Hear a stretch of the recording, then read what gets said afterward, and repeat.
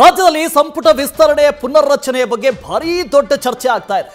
ಇದರ ಮಧ್ಯೆ ಸದ್ಯಕ್ಕೆ ಸಂಪುಟ ವಿಸ್ತರಣೆ ಇಲ್ಲ ಅಂದಿದ್ದಾರೆ ಗುಂಡೂರಾವ್. ಒಂದು ವೇಳೆ ಆದರೆ ಸಂಪುಟ ಪುನರ್ರಚನೆ ಆಗಬಹುದು, ಸಂಪುಟ ವಿಸ್ತರಣೆಯಂತೂ ಇಲ್ಲ ಅಂದಿದ್ದಾರೆ. 2 ವರ್ಷದ ನಂತರ ಕೆಲ ಸಚಿವರ ಸ್ಥಾನ ಬದಲಾಗಬಹುದು. ನಾವೇ ಇರಬೇಕು ಅಂತ ಹೇಳಿದ್ರೆ ಹೇಗೆ? ಹೊಸಬರಿಗೂ ಅವಕಾಶ ಬೇಕಲ್ವಾ? ಶಿವಮೊಗ್ಗದಲ್ಲಿ ಸಚಿವ ದಿನೇಶ್ ಗುಂಡೂರಾವ್ ಹೇಳಿಕೆಯನ್ನು ಕೊಟ್ಟಿದ್ದಾರೆ.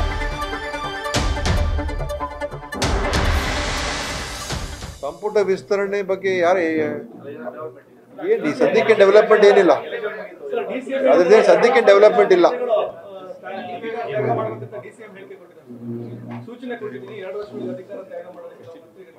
ಅಂದ್ರೆ ಈಗ 2 ವರ್ಷ ಒಂದು ಅವಧಿ ಆದ್ಮೇಲೆ ನಂತರ ಏನಾದ್ರು ಪುನರ್ರಚನೆ ಆಗುವಂಥದ್ದಕ್ಕೆ ಮಾಡಿದ್ರೆ ಒಳ್ಳೇದೇ ತಾನೆ. ಇನ್ನು ಬೇರೆಯವರು ಇರ್ತಾರೆ, ಅವ್ರಿಗೂ ಅವಕಾಶಗಳು ಸಿಗಬೇಕು. ಸೊ ಅದನ್ನ ಮಾಡ್ತಕ್ಕಂಥದ್ದಕ್ಕೆ ಅವ್ರು ಆ ಒಂದು ನಿಟ್ಟಿನಲ್ಲಿ ಹೇಳಿರ್ತಾರೆ. ನಾವು ಎಲ್ಲರೂ ಕೂಡ ನಾವೇ ಇರಬೇಕು, ಇನ್ನೊಬ್ರು ಬರಬಾರ್ದು ಅಂತ ಏನಲ್ಲ. ಸೊ ಅದಕ್ಕೋಸ್ಕರ ಎಲ್ಲರೂ ತಯಾರಾಗಿರ್ಬೇಕು. ಕಾಂಗ್ರೆಸ್ನ ಅನೇಕ ನಾಯಕರು ಸಂಪುಟ ವಿಸ್ತರಣೆ ಆಗಬಹುದು, ನಮಗೂ ಒಂದು ಅವಕಾಶ ಸಿಗಬಹುದು ಅಂತ ಕಾಯ್ತಾ ಇದ್ದಾರೆ. ಇದರ ಮಧ್ಯೆ ದಿನೇಶ್ ಗುಂಡೂರಾವ್ ಅವರು ಕೊಟ್ಟಂತ ಹೇಳಿಕೆ ಇದು. ಸದ್ಯಕ್ಕೆ ಆ ಥರದ ಯಾವುದೇ ಆಲೋಚನೆ ಇಲ್ಲ ಅಂತ ಹೇಳಿದ್ದಾರೆ.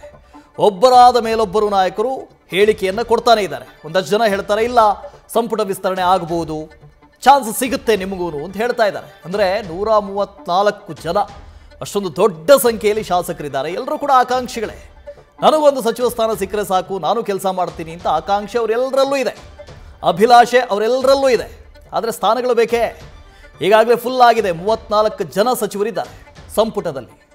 ಹಾಗಾಗಿ ವಿಸ್ತರಣೆ ಮಾಡೋದಕ್ಕಾಗೋದಿಲ್ಲ, ರೀಶಫಲ್ ಮಾಡ್ಬೋದು, ಸಂಪುಟ ಪುನರ್ರಚನೆಯನ್ನು ಮಾಡ್ಬೋದು. ಒಂದಷ್ಟು ಜನರಿಗೆ ಚಾನ್ಸ್ ತಪ್ಪಿ ಇನ್ನೊಂದಷ್ಟು ಜನ ಬರಬಹುದು ಒಳಗಡೆ. ಹಾಗಾಗಿ ಸದ್ಯಕ್ಕೆ ವಿಸ್ತರಣೆಯಂತೂ ಇಲ್ಲ ಅಂತ ಗುಂಡೂರಾವ್ ಹೇಳಿದ್ದಾರೆ. ನ್ಯೂಸ್ ಫಸ್ಟ್ ನಿರ್ಭೀತಿಯಿಂದ ನಿಮ್ಮ ಪರವಾಗಿ.